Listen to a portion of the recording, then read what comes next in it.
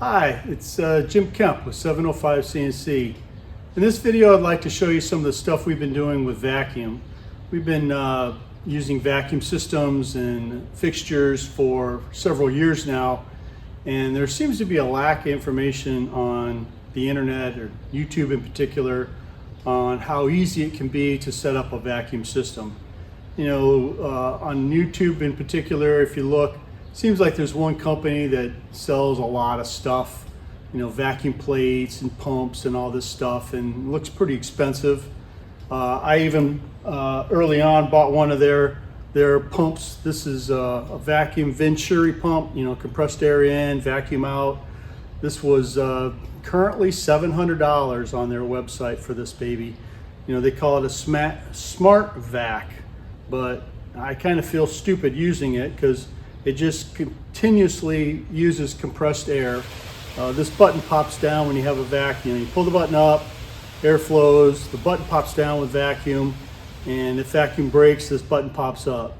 And I don't know if this button popping up is why they think it's a smart pump. Doesn't seem very smart to me, but we'll plumb this up and use it later. And you can see how loud this thing is. It just continually is streaming compressed air out.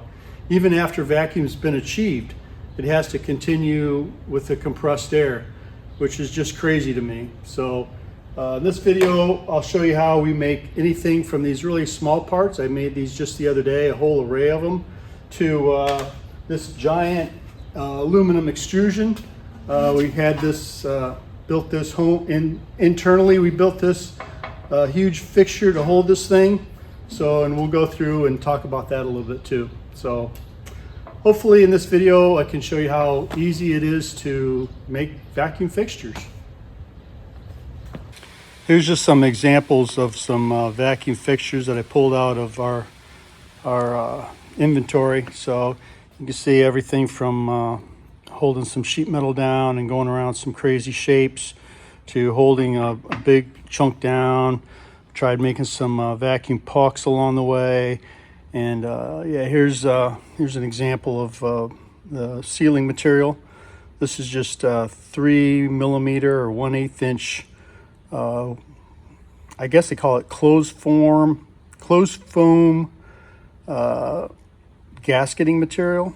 So I found a source on that on the internet too, so you don't have to buy that from the official work holding website guys. They charge $1 per foot for this stuff, and I found a website where it's about 12 cents a foot, so even in the same quantities. So we'll look at that in a minute. Here's a quick walk around of that giant fixture we made to hold this aluminum extrusion. This was all made internally, just threw a bunch of stuff together in CAD. You can see it's pretty rough. This thing has seen a lot of use over the years. So we cut a lot of these aluminum extrusions in this thing. So let's see if I can lift this thing up, put it in here. So yeah, that guy just sits up in there, then these doors close around it. And then, you know, you throw the latch and turn the vacuum on. It grabs a hold of it so that you can then machine the inside of this thing without a lot of fuss and muss. So, you know, we cut all this internal, you know, cut this thing down to size, cut all this stuff on here, and then flip it over and do these holes. So I've even got a fancier fixture that we've been designed, so we'll look at that next. So this is where we're headed with this thing. The ultimate vacuum chuck, vacuum device. Never really got off the ground, never really got to use this. The job went away, and yeah, now we've got this. All right, we'll go over the basic components that make up the system. Of course, you have to have a vacuum pump. And I found these on Amazon. There's 2 different sizes of these. This is the larger one. I think it's the 5 CFM, half horsepower. I'll look up the price and put that on the screen. when I figured that out, but you know, it's 150 bucks, something like that for one of these pumps. So then we have a relay system to turn the pump on and off. Initially we started with one of these little relay modules, and that lasted about maybe almost a year. And then we decided, well, maybe we should have that turn on a larger relay so that this one can last forever, basically. So the next part of the system is a reservoir. This probably isn't strictly needed, but if you get coolant getting sucked back through your vacuum system, this basically separates the coolant from getting back into the pump, right? So like I said, this has built up some coolant in the past and I think saved us, but you can see the coolant, or the oil inside here will start getting milky if you get coolant mixed in with it. So again, you can get vacuum oil on Amazon. Evidently, dairy farmers use a lot of vacuum oil as part of the dairy process. So you can get a gallon or 5 gallons of this oil, basically a lifetime supply for these little pumps at not very expensive. Okay, the real star of the show here is this little gauge I built myself, a little round LCD that I found on Amazon. So I built this thing myself out of an Arduino, and we'll talk about this more later on, but just to show how it operates right now. So there's two little carrots around the outside. You can see the lower limit here. If I push the button, then I can move the upper limit around. So what's going to happen is if the needle goes below the red carrot, it's going to turn the pump on. The pump's going to continue to run until it gets above the green carrot, and then it's going to shut off. So the system tries to keep the pressure between, or the vacuum between these two set points all the time. So as an example, if I move the carrot up past the needle and hit 20, turns the pump on, and it pumps until it gets above 25. Then it shuts off.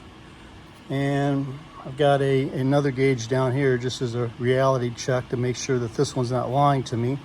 And this vacuum will stay for, well, it depends on how many leaks you have. Surprisingly, these little plastic pneumatic couplings that you can again buy on Amazon for next to nothing also work really well on vacuum systems too. You know, they're designed to work with pressure, but they seem to work really well on vacuum too. So yeah, literally this will sit here for more than 10 minutes, maybe 15 minutes before it leaks down to 20 inches of mercury, and the pump turns back on and drives it back down to 25 inches.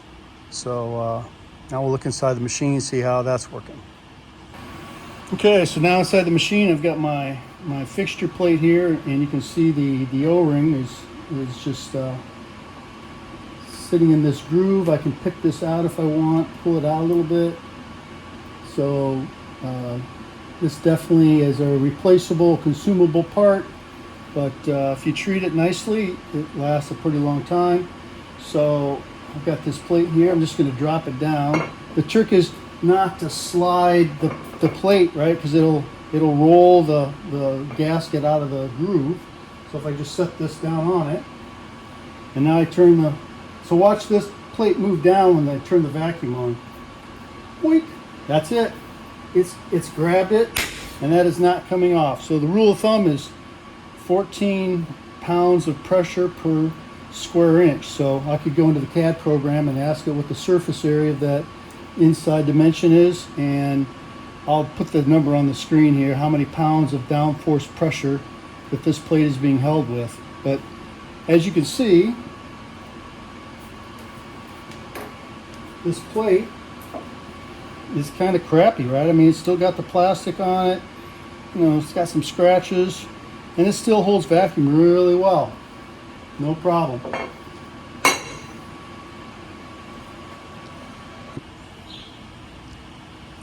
So part of the magic, right, for this gauge is having a sensor, right? So that's what this guy is. So you can see how it's plumbed into the system. I mean, this is really crazy, but it works, right? I got a little nipple screwed into the side of the pipe, got a little plug in the end, and this is actually vacuum sealed. It doesn't seem to leak, which is just crazy. And then inside this box, little 3D printed box to protect it all, there is just a pressure transducer, pressure sensor. This is designed to measure vacuum and puts out an analog signal. So we got a couple little filter caps. I think there's a resistor divider network, and that then feeds into this cable and simply goes to an analog input on the Arduino here. And then you have this fancy display. 3D printed housing. It's got a couple magnets on the bottom to make it snap onto the metal housing of the machine. So it's really, really simple. We did have a problem one time where we sucked up some coolant into the system and got coolant all the way into the sensor, and the sensor went bad. I'll put a link in the description where you can buy these sensors. They're on Mauser, and this thing is like 25 bucks for this sensor. So 25 bucks for the sensor. Little LCD was like maybe 15 bucks. The Arduino inside is 10 bucks. So all this stuff is really inexpensive. These connectors, I mean, these are fancy stainless steel, but these plastic ones are really inexpensive. One tip is make sure that you get the either metric or English, right? You decide on which you're going to use. You know, 1/4 inch tubing will kind of go into 6mm connectors, but you have to force it, then you can't get it out, and it's just miserable. So make sure that you buy all the same size plumbing, right? Otherwise you'll fight it and fight it, fight it. Oh, and by the way, this whole time this thing is still holding vacuum. It still hasn't run again because yeah, we haven't even changing that plate, right, and turn the vacuum on. It dropped a little bit, but not enough to turn the pump on again. Unless I, you know, run the needle down here. If I move the carrot around, I can force the pump on. So it goes back up to 25, shuts off again. So the pump does not run a lot, and that's kind of a nice thing because, well, nice for a lot of reasons, but one of the reasons is if you hear the pump running a lot, it means you have a leak somewhere in your system, right? One of those O-rings has probably gotten smashed and is leaking. So the pump has to run way more often to achieve vacuum. And that's your telltale. You can hear the pump going on and off all the time that you've got a problem. You know, you could also wire another output from this guy and create an alarm output, right? So if the vacuum goes below, you know, some set value for so much time, it could turn on some siren or buzzer or something to get your attention if you have a very loud shop and you're not noticing the pump going on and off. Okay, just to show a comparison, this is the Smart Vac Venturi pump. The only thing that got changed was we removed the vacuum pump and relay and drop this thing in its place, and we'll turn this thing on and see how well it works. See the pressure going down. That exhaust is just so loud. You know, if I try and muffle it, then, you know, it's just so slow. And I mean, maybe you could plumb this somewhere else, outside or something, so that it plumb the noise somewhere else as well. I mean, it is generating the vacuum. See, the button is down. It's just so noisy. Let me pop the plate off for a second.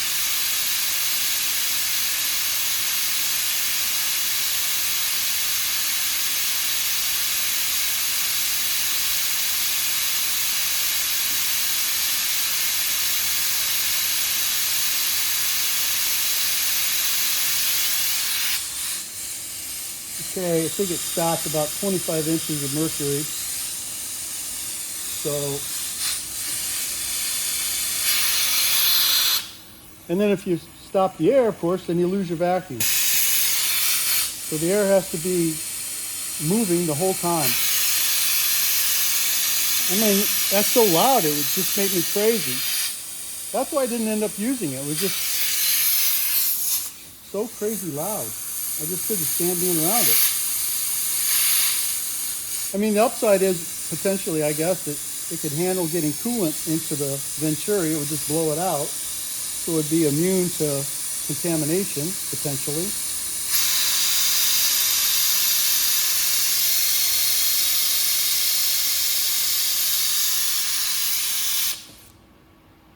So I guess if I block the exit port, it seems to be holding.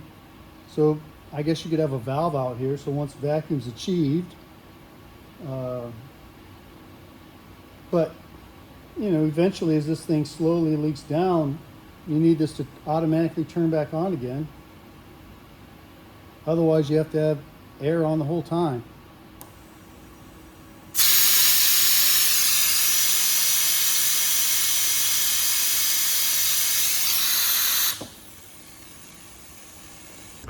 Thought I'd show some of this sealing material. So I don't think it's 3mm. That seems a little tight. I think it's more 1/8 inch. But they call this closed foam something or other. So again, the vacuum guy on the internet sells this for $1 per foot, and I think you can get it much cheaper than that from other sources. So this one is, yeah, you can see like right along here, maybe. Maybe you can't see that on camera. It's gotten pinched right along here. Oh, here's a even more dramatic. Gotten smashed under the part. So over time, this will start to create a leak. So, but you can just, you know, take a pair of scissors, right, and cut this section out and put a new section in. So you can just butt these up against each other, right? Throw that part away. And now inside here, right, you can just put these butted up and scab in a new section of foam. You don't have to replace the entire thing just because there's one little bad section. You know, we've had these things where there's just a ton of different pieces in here. We've even tried super gluing them together to try and get these things to be easier to put in. You know, we had guys working in the middle of the night, so we'd super glue these into a single loop pre-cut with these guys glued together. It didn't seem to really work that well, but that was one idea. We tried super gluing them into the groove so they wouldn't come out so easy. Yeah, kind of a mixed bag. So you're just gonna have to learn to deal with this stuff over time. Early on when I was designing these, I thought that you had to have a step-in cut down in here to let the air flow into the exhaust port, and you know, have these little bumps every now and again to support the part so it doesn't get warped down into the cavity. But you know, I thought that you had to have a cavity, and turns out that's not the case. Here's an example of a fixture plate or vacuum chuck, whatever you want to call it. It's got the exhaust port down here, but no cavity at all. And you know that evidently the vacuum pulls along any little scratch or groove. You know, you're pulling air molecules along here, and it finds the exhaust port just fine without having to have a cavity cut in. So it makes it a lot more convenient to have plates like this that you can not have to deal with that cavity business. And here's just one more example, and you can see all the different patterns in this plate, right? So if you could put an O-ring around the entire thing to put something large, or you know, you could put it in just this area to have a smaller part. So you know, you start, you know, slicing and dicing these things, turning them into Swiss cheese. But it's nice you don't have to worry about putting a cavity in between here. So later on you can cut smaller and smaller little subsections of this, and it just depends on where you put the O-ring on what you get.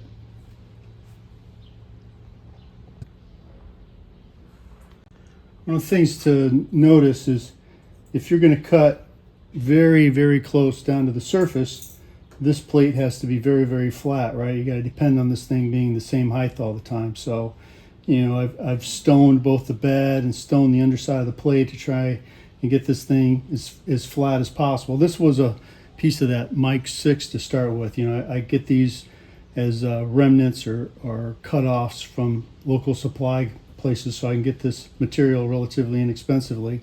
But the nice thing is, you know, this has been blanched, ground, or finished so that, you know, these two surfaces are very parallel. But, you know, you're going to want to cut this stuff to where it's just paper thin. This needs to be really flat. So to that end, this one still is bowed maybe 2/1000. So the latest thing, I haven't even finished this yet, is I added 2 more areas on the back that I'm going to add some more ports to, so that, you know, this is going to suck down to these 2 areas, and this is going to add another, oh geez, I'll put it on the screen again. I'll do the calculations how much downforce this thing's going to pull, but the hope is that it then pulls this plate super flat to the bed of the machine, so that there's no, you know, I got bolts on each end, but, you know, you don't want to have to deal with more and more bolts, because then you have to put an O-ring around each one. So it'd be nice that the plate just suck itself down to the bed of the machine, super flat. I wanted to show a couple of pictures of the latest job that we did. Unfortunately, I don't have any video, but some of this looks pretty cool. You know, in this picture, you can notice that, you know, how close we cut down to the surface. I think there's only 3 or 4 thousandths left before it's going to break through. So, you know, you can see in this picture how they're all still connected. So even those through holes, you know, we drill those out first, and then we mill the bottoms to being almost perfectly flat, but still leave that 3 or 4 thousandths behind. So makes them really easy to break apart then, as you can see here. You know, literally they're just almost crumbling apart. And then, you know, you can dive in there with a deburring tool and clean up the edges, no problem. Thought I'd show how quick and easy it is to finish these parts.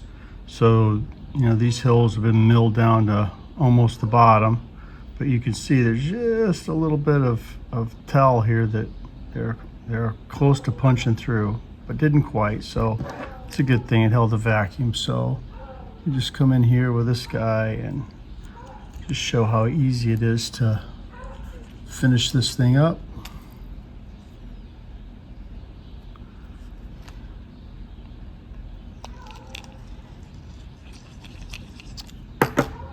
There it is, punch right through, no problem. Super quick and easy. This is what it typically looks like installed on a machine. So we've got our little vacuum plate with a valve, and that goes through a tube up through the back of the machine. Then up here we've got our vacuum gauge installed, controlling the vacuum. Down here we've got our regular gospel, you know, no kidding pressure gauge, and that goes back here. Well, let me turn the lights on first. There we go, turn the lights on. So back here we've got the actual pressure transducer, some more plumbing. So this tube just comes up over the machine.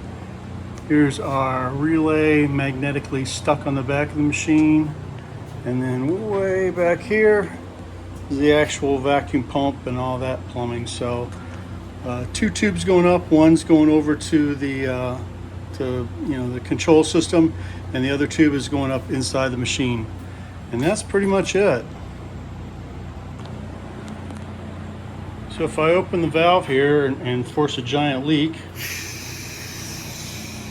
hear the pump kick on, vacuum's dropping down because it can't actually achieve a vacuum.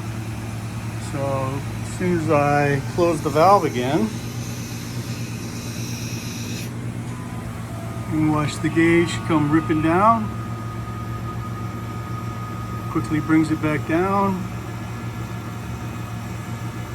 It shuts off. That's it. So now if I put an actual piece on there, so let me drop a part on here just to close up the vacuum. So just kind of drop that on there, turn the valve on. Boom, that thing is locked down nice and solid. And we didn't even lose any vacuum turning that on, sucking that plate down. No problem. So this is where we're headed with this thing. The ultimate vacuum chuck, vacuum device. Never really got off the ground, never really got to use this. The job went away, and yeah, now we've got this. The CAD real quick and show how to make these grooves. So this is the CAD of that plate that was in the machine. So you can see the different grooves cut in this thing, and they're just real simple. They're just sweeping cuts. So you define a profile and then sweep it around. And in this CAD, it's down here. Here's the profile. We'll look at that real quick. So it's just 3 millimeters wide by 0.2 inches tall, but it's actually just 0.1 inches deep. So this line is actually on the surface. So just kind of a lazy man's way of drawing it. You know, half of it is going to stick above the surface. If I can get this lined up just exactly right. Yeah, you can see half of it sticking above the surface, half is below, but it's 3 millimeters wide. So sweep that around, and then afterwards I put this chamfer on here. This thing is just 30 thousandths wide chamfer. And if you really want to model it, I use a 3/32 inch ball nose. So you know, the ball nose cuts on half of the side and the other half, so it leaves this nice curved bottom for the O-ring to sit in. Normally I just model these as flat bottom like this one, because it doesn't really help to model all this stuff. It just slows everything down. But yeah, let's do a quick section through here, and you can see what this looks like. So yeah, here's what the groove looks like, what it should turn out, you know, using a 3/36 inch ball nose to cut this thing. So you're going to end up with a 3 millimeter wide groove. Sorry, I'm having mouse trouble. With the 30 thousandths chamfer cut on top, and that's all there is to it. So, you know, really simple little cutters. You know, I think their cutter is like $75 that they want to charge for that thing, compared to a 3/32 inch ball nose is like $5. And then yeah, I don't even know what a chamfer costs, but pretty inexpensive. And you can cut lots and lots of grooves with that thing. So that's pretty much it. Pretty simple stuff, you know, as long as you remember it's 3 millimeters wide and 0.1 inches deep with 30 thousandths chamfer. That's it. You can make these grooves run around wherever you like. So I know you're probably saying to yourself that it looks all simple except for the vacuum pump controller.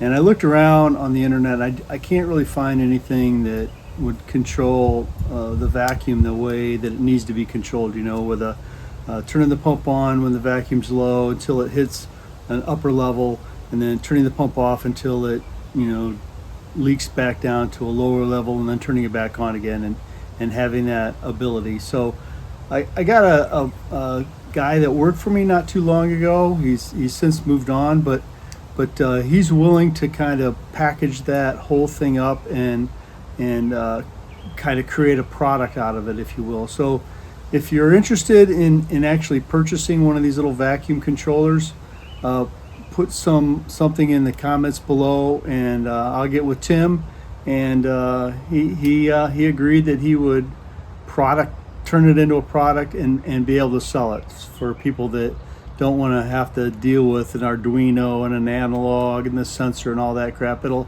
kind of be of a turnkey system, right? So it'll, you know, you plug in your vacuum pump and it will turn it on and off and have that little display. So Let me know in the comments if you're interested, and we'll get Tim fired up. Thanks a lot.